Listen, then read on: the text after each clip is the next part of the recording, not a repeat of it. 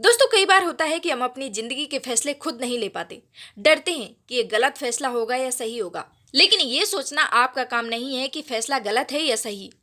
बस फैसला लीजिए और उसी को सही करके दिखाइए। क्योंकि ना, सोचने से कुछ नहीं होता। बस थोड़ी सी मेहनत और कंफर्ट जोन में रहकर आप अपने सपने पूरे नहीं कर सकते। इसके पीछे एक बहुत बड़ा कारण है। तो चलिए, इस कहानी के माध्यम से आप समझेंगे कि वो क्या कारण है।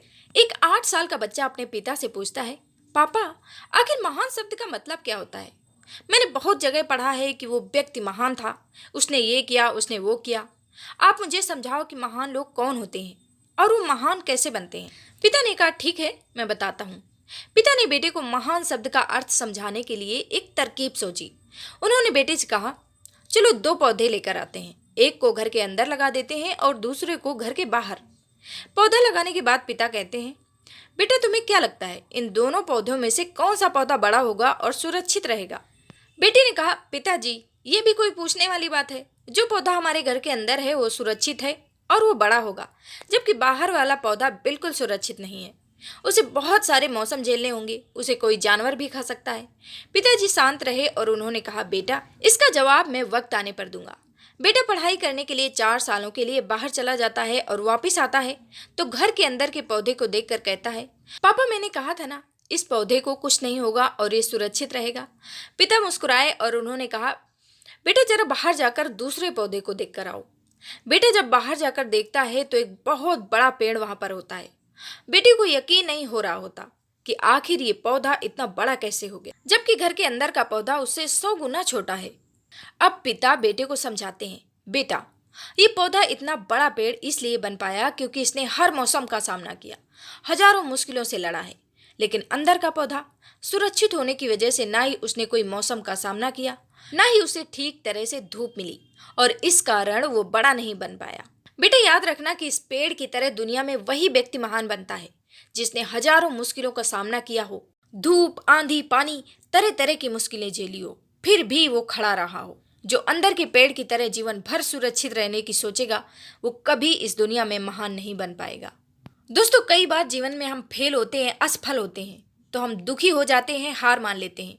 लेकिन आप ये नहीं सोचते कि आखिर उस काम में कहाँ चूक हुई ताकि हम उस काम को सुधार सके। अगर आप बीच में ही हार मान लेते हो तो अंदर के पेड़ की तरह आप भी अपने जीवन में कभी बड़े नहीं बन पाओगे। महान लोग महान बनने से पहले बहुत बार फेल हुए हैं, उसके बाद ही वो महान बन पाए हैं। अगर आप फेल होने के बाद भी अपने काम के लिए अड़े रहते हो तो समझ जाओ कि आपको महान बनने से कोई नहीं रोक सकता, क्योंकि महान बनने के लिए आपको शुरुआत तो करनी ही होगी। इसलिए आज से ही, अभी से ही, जो भी याद आ रहा है, जो भी आप कर सकते हो, उसको अभी से और आज से ही शुरुआत कर दो। जिसे पेड़ बनाने के लिए बीज को डालना ही पड़ता है, वैसे ही ज्यादा मत सोचो, बस काम की शुरुआत कर दो और मुश्किलों से बिना डरे उनका सामना करने के लिए हमेशा तैयार रहो और जीत सिर्फ आपकी होगी। चलिए, इसी के साथ बढ़ते हैं अगली कहानी की ओर। एक बार एक चित्रकार ने बहुत ही सुंदर चित्र बनाया। उसे उस चित्र में कोई कमी नजर नहीं आ रही थी। उसने सोचा, क्यों ना यह चित्र लोगों को दिखाया जाए। इसलिए उसने उस चित्र को शहर के बीचों बीच लटका दिया। उसने उसके नीचे लिख दिया कि अगर किसी को भी उसमें कुछ कमी दिखाई दे तो उस जगह पर निशान लगा दे। शाम को जब वो चित्रकार अपने चित्र के पास पहुंचा तो वो बहुत दुखी हुआ, क्योंकि उसकी पूरी चित्र पर निशान लगे हुए थे और वह चित्र पूरी तरह से खराब हो चुकी थी। उसकी समझ में नहीं आ रहा था कि अब वो क्या करे। तभी उसका एक दोस्त उससे मिलने के लिए उसके घर आया और उसे परेशान देखकर उसकी परेशानी का कारण पूछा। तो उसने निराशा भरे स्वर में सारी बात बता दी।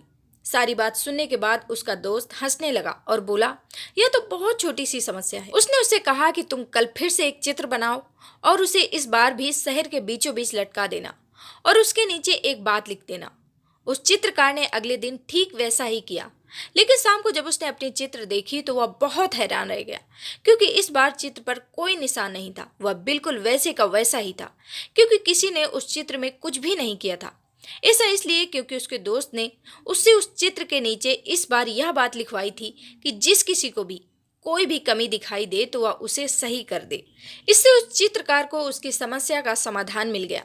अब वह समझ चुका था कि किसी दूसरे की कमियां निकालना कितना आसान होता है, लेकिन उस कमी को दूर करना बहुत ही मुश्किल होता है। सो फ्रेंड्स, अगर आप में भी कोई कमी है तो उसे दूर करने की कोशिश कीजिए और दूसरों में कमियां निकालना बंद कीजिए, क्योंकि दूसरों में कमियां निकालना बहुत आसान है और खुद की कमी को दूर करना बहुत मुश्किल। तो चलिए इसी के साथ बढ़ते हैं अगली कहानी की ओर।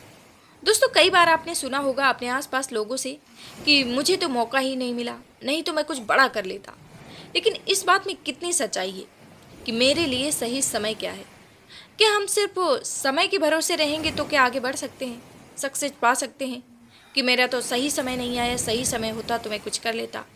ठीक वैसा ही जैसे कि कोई पौधा तो लगा लिया लेकिन उसकी देखभाल नहीं की। वैसे आसान शब्दों में कहें तो आपने सोच तो लिया कि मुझे कुछ करना है, लेकिन क्या करना है, कैसे करना है, इसकी शुरुआत ही नहीं की और सही समय का इंतजार करते हुए सिर्फ सोचते रहते हैं और हमारा वो आइडिया धरा का धरा वैसे का वैसे ही रह जाता है। हमें यही नहीं पता कि मौका तो हर जगह है, बस जरूरत है तो उस पर मेहनत करने की, शुरुआत करने की।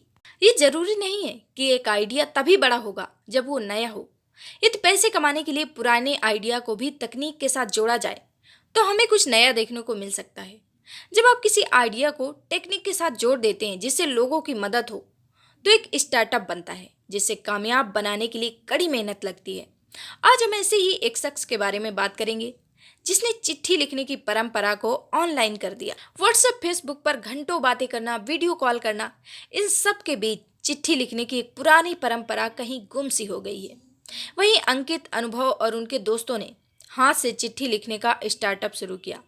इस स्टार्टअप में उनकी कंपनी मम्मी पापा, दादी दादा, प्रेमी प्रेमिका, इन सब के लिए हाथ से पत्र लिखती है। मतलब अगर पत्र के माध्यम से प्रेमी या प्रेमिका कुछ बातें कहना चाहते हैं और आपको शब्द नहीं मिल रहे हैं तो यह आपकी मदद करती है। जाहिर सी बात है, जज्बात सबके पास होते हैं पर शब्द नहीं। इस स्टार्टअप का उद्देश्य आपके जज्बातों को समझकर उसे पत्र के रूप में आपके चाहने वालों तक पहुंचाना है और यह भारत की लगभग सभी भाषाओं में पत्र लिखते हैं।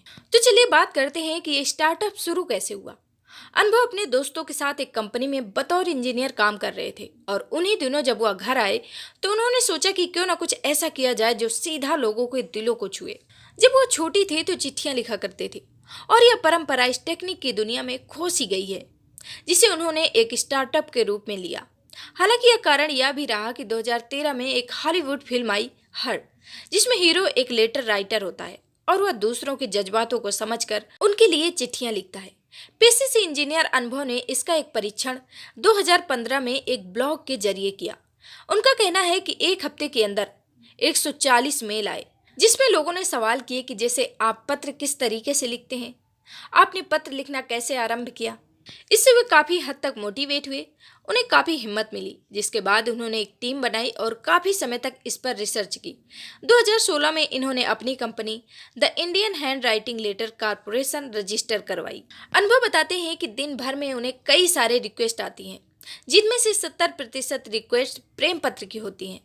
ऐसे में कई सारे लोग अपनी भावनाएं बताते हैं और उनको शब्द देना उनका काम होता है। कई सारे ऐसे लोग भी हैं जो लेटर तो लिखवाना चाहते हैं पर अपना पता नहीं बताना चाहते। ऐसे में उनसे संपर्क कर पाना थोड़ा मुश्किल हो जाता है और कई ऐसे लोग हैं जो नियमित ग्राहक बन जाते हैं। तो चलिए बात करते हैं इस कंपनी में इनकम कैसे जनरेट होती है। यह कंपनी अपने ग्राहकों से ₹2.50 यानी कि 160 पैसे प्रति शब्द लेते हैं और यह ग्राहक पर निर्भर करता है कि वो अपना पत्र कितने शब्दों में लिखवाना चाहता है। और यदि कोई ग्राहक उसे लिख सकता है तो उसे एडिट करने के ₹1 प्रति शब्द लिए जाते हैं और इन पैसों में एक अच्छी राइटिंग लिखने से लेकर भेजने तक के पैसे शामिल हैं। वैसे इस कहानी से हमें ये सीखने को मिलता है कि अगर आपकी सोच और इरादे पक्के हों तो हमें सफल होने से कोई नहीं रोक सकता और साथ में हमें खुद पर भरोसा होना चाहिए और हमें निरंतर लगातार प्रयास करते रहना चाहिए। कहते हैं कि आपकी सोच पक्की और इरादे मजबूत हों तो बड़े से बड़ा काम भी आसान लगने लगता है।